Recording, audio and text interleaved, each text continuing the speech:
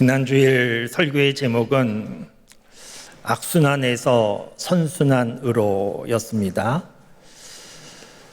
우리 믿음의 사람들은 악순환을 멈추고 선순환으로 만들어야 된다는 말씀을 전했는데, 그래야 하는 이유는 하나님께서 창조하신 세상은 악순환이 없고 선순환의 세상이었기 때문이라고 말씀을 드렸습니다. 믿음의 사람들이 악순환을 멈추고 선순환을 만들려고 하면 언제부터 악순환이 시작됐는가, 어떻게 시작됐는가 하는 것을 살피는 것이 순서일 수 있습니다. 그래서 오늘 말씀이 참 중요한 말씀인데, 오늘 본문 말씀은 하나님께서 아담을 찾으시는 내용입니다. 아담을 향한, 우리 사람을 향한 첫 번째 질문이 오늘 본문 말씀의 내용인데, 하나님께서 아담을 찾으시면서 내가 어디 있느냐 그렇게 부르셨습니다. 그런데 하나님께서 사람에게 하신 처음 질문, 내가 어디 있느냐, 이 질문은 지금 아담이 어디 있는 줄 몰라서 정말 찾으시려고 하는 질문이 아니고, 하나님은 다 아셨습니다. 아담이 어디 있는 줄 아셨는데 그럼에도 불구하고 내가 어디 있느냐라고 물으신 것은 지금 아담이 있어야 할 자리를 이탈해 있다, 잘못된 자리에 있다라고 하는 것을 말씀해 주시는 내용입니다. 하나님께서 아담에게 내가 어디 있느냐 물으신 이 질문은 오늘 우리에게도 동일하게 물으시는 하나님의 질문이고, 우리는 이 질문 앞에 대답할 수 있어야 됩니다. 오늘 질문이 참 중요한 것은 악순환이 시작되는, 그리고 이 악순환이 다시 선순환으로 바뀔 수 있는 중요한 질문이기 때문입니다. 시편 104편 9절 말씀에 보면 주께서 물의 경계를 정하여 넘치지 못하게 하시며 다시 돌아와 땅을 덮지 못하게 하셨나이다는 말씀이 있습니다.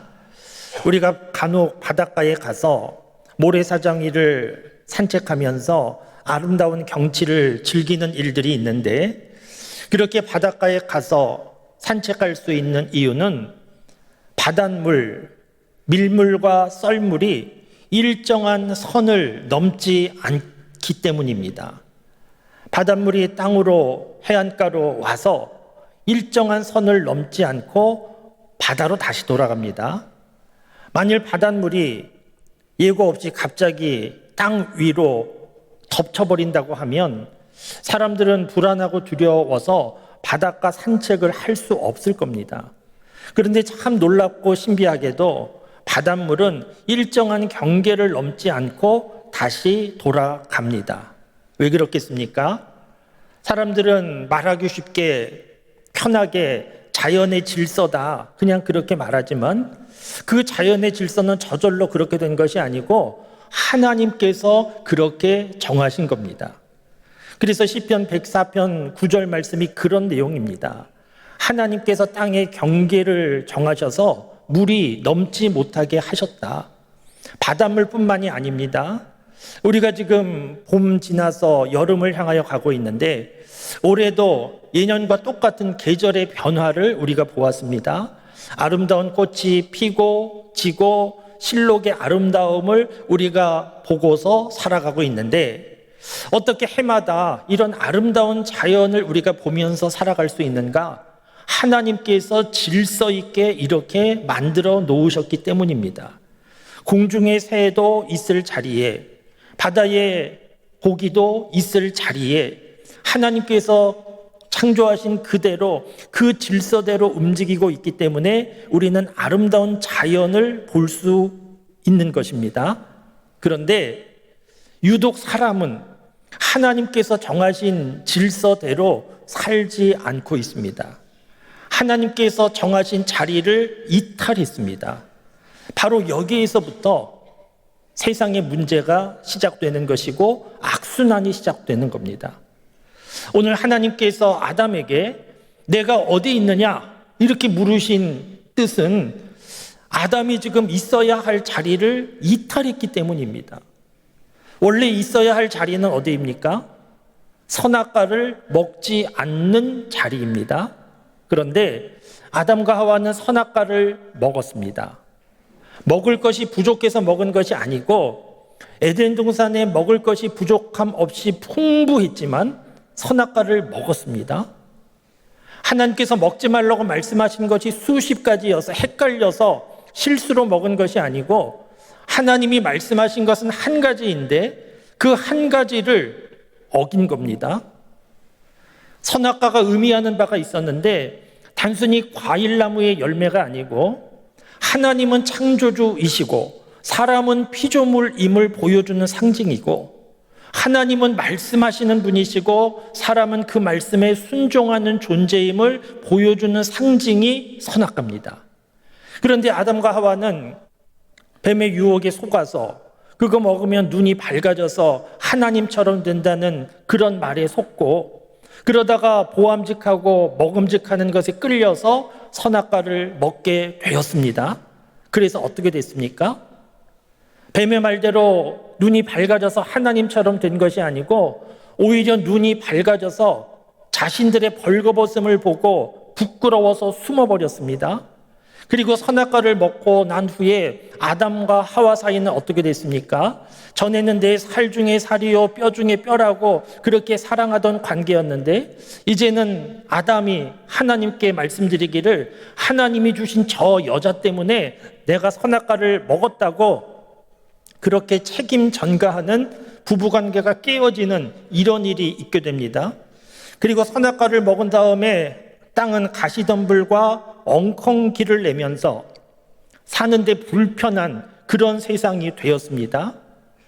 하나님께서 먹지 말라고 말씀하신 선악과 그 자리를 이탈하게 될 때 모든 문제가 발생하고 감당할 수 없는 불행이 그들의 삶에 찾아오게 된 겁니다. 여러분 지금도 마찬가지입니다.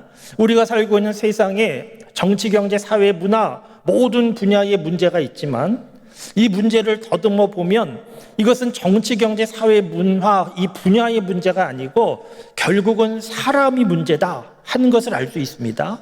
사람의 어떤 문제인가? 하나님께서 만들어 놓으신 그 자리를 지키지 않고 그 자리를 이탈한 사람의 문제임을 알 수 있습니다. 좀 쉽게 말씀드리면 오늘이 5월 첫 주일인데 가정의 달 또 어린이 주일이지 않습니까? 그런데 안타깝게도 가정마다 이러저러한 문제가 많이 있습니다. 상처받은 가정들이 얼마나 많이 있는지 모릅니다. 왜 그렇습니까? 그것은 단순히 경제적인 문제, 건강의 문제가 아니고 있어야 할 자리를 이탈한 문제입니다. 그러니까 부모님이 부모로서 있어야 할 자리가 있고 자녀가 자녀로서 있어야 할 자리가 있는데 부모가 있어야 할 자리를 떠나버리면 자녀도 있어야 할 자리를 벗어나버리면 무엇보다 남편이 있어야 할 자리가 있고 아내가 있어야 할 자리가 있는데 그 자리를 지키지 않고 있지 말아야 하는 자리에 가 있게 되면 그 가정은 심각한 문제가 발생할 수밖에 없습니다. 나라를 지키는 군인이 있어야 할 자리가 있는데 그 자리를 이탈하면 쿠데타가 발생하고 국가적인 문제가 생기는 겁니다.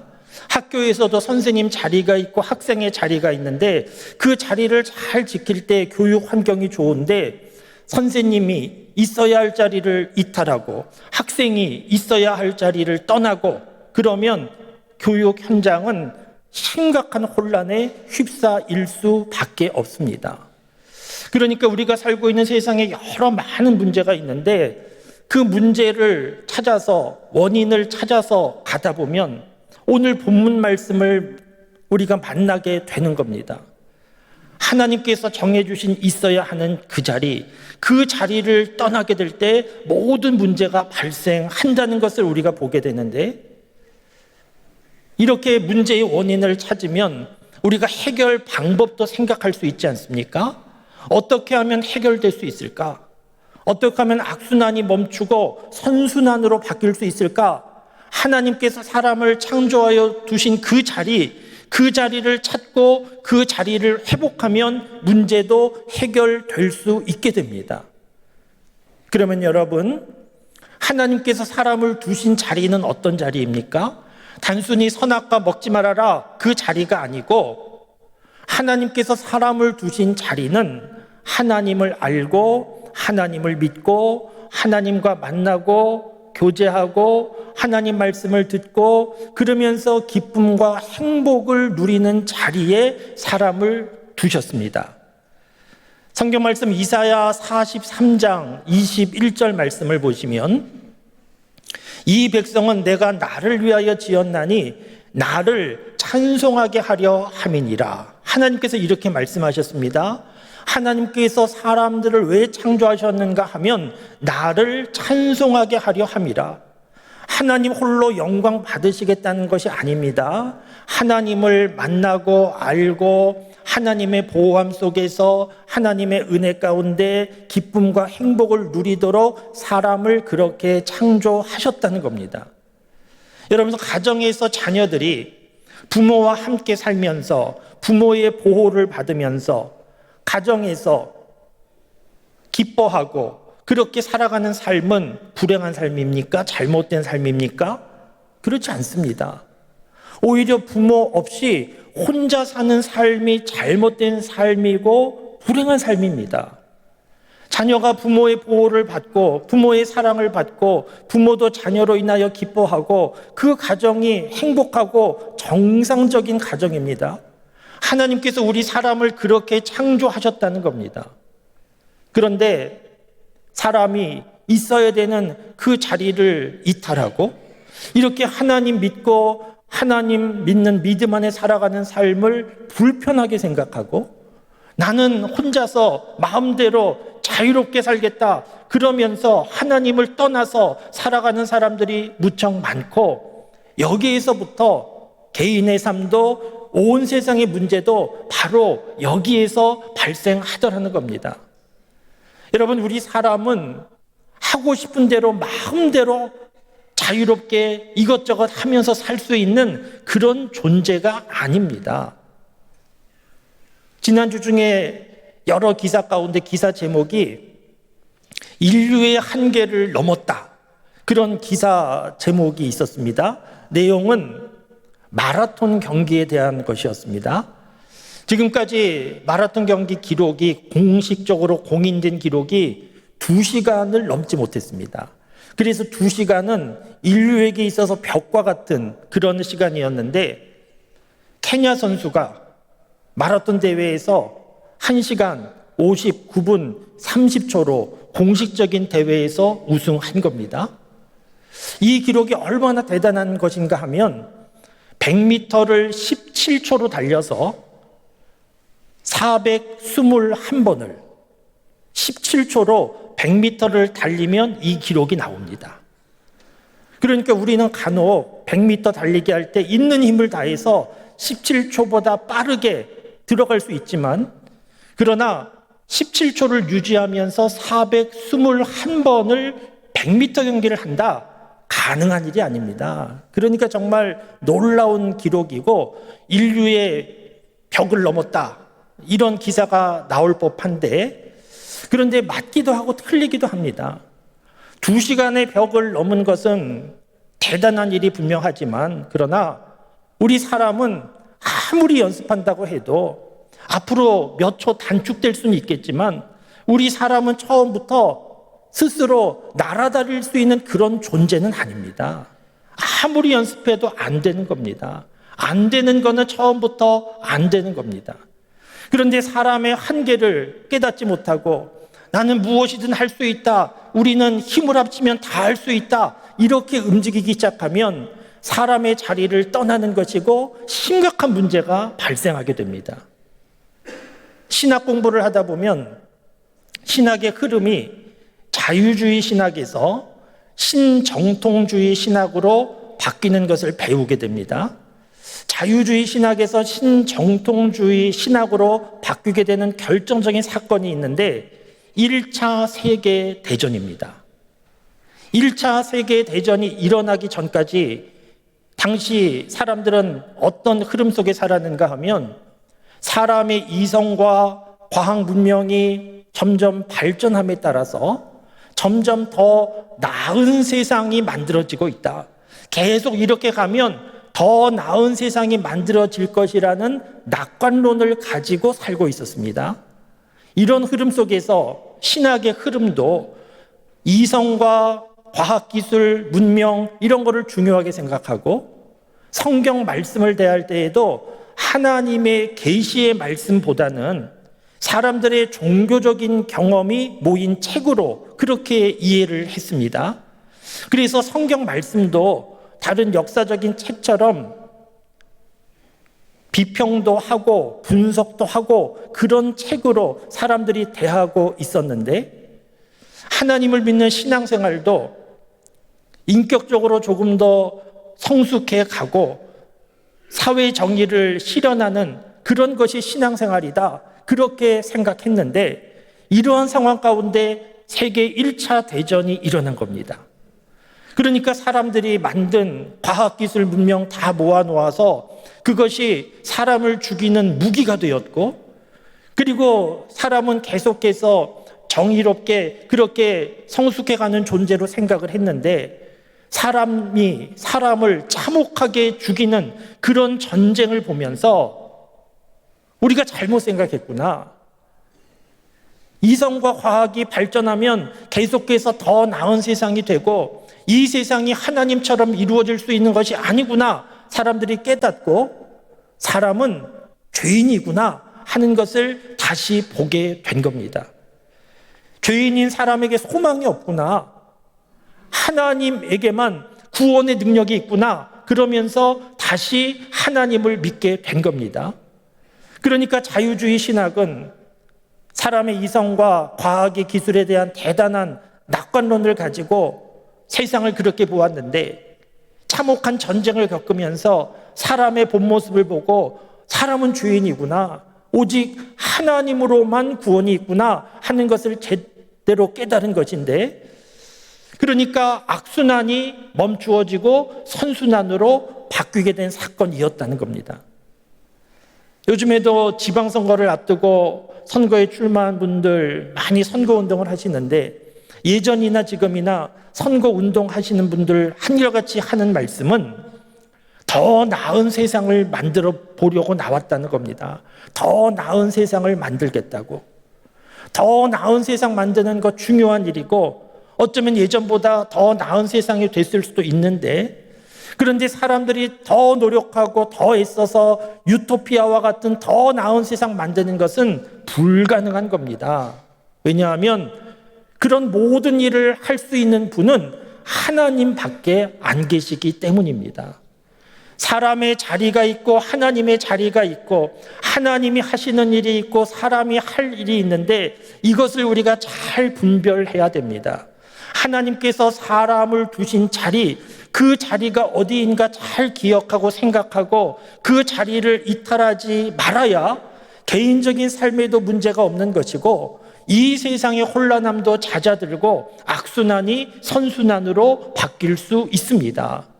사랑하는 성도 여러분, 인생을 살아가는 동안에 이러저러한 어려움과 문제를 당한다고 하면 그것을 정치적인 상황, 경제적인 문제, 건강의 문제로만 생각하지 말고 내가 있어야 하는 자리에 제대로 있는가 다시 한번 돌아볼 수 있기를 바랍니다.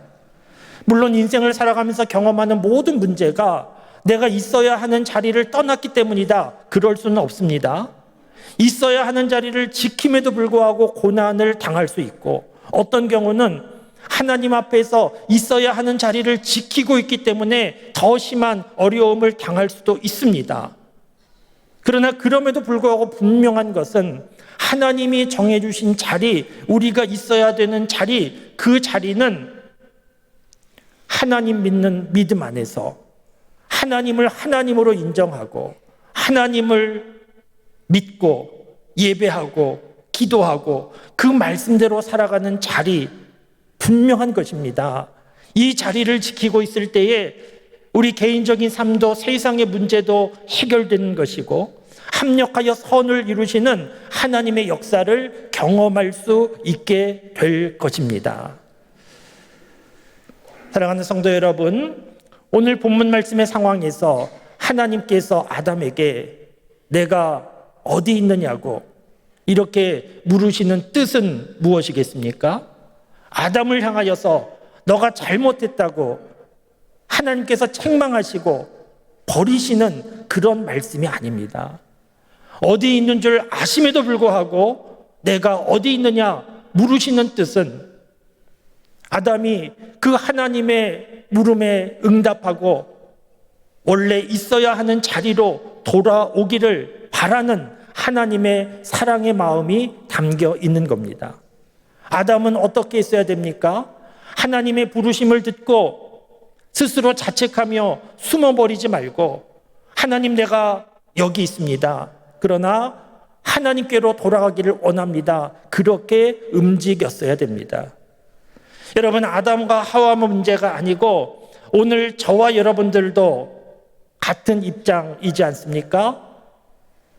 우리는 선악과를 따라서 움직이지는 않아도 인생을 살아가는 동안에 돈을 따라서 움직이고 명예를 따라서 움직이고 권력을 따라서 움직이고 욕심과 욕망을 따라서 쾌락을 따라서 움직이다가 하나님께서 정하여 주신 사람의 자리, 그 자리를 이탈해버리는 일이 우리 인생 가운데도 얼마나 많이 있습니까?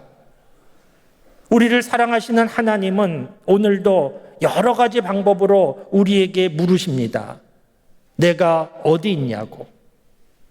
여러 가지 사건을 통하여, 여러 사람을 통하여, 때로는 말씀을 통하여 마음의 감동으로 내가 어디 있느냐 하나님께서 우리에게 물으시는데 이 물음을 들으실 때 못 들은 척 외면하지 말고 내가 있는 자리를 다시 한번 살펴보고 있어야 하는 자리를 이탈했다고 하면 하나님이 정해주신 그 자리로 다시 돌아가서 있어야 하는 자리를 회복할 수 있게 되기 바랍니다.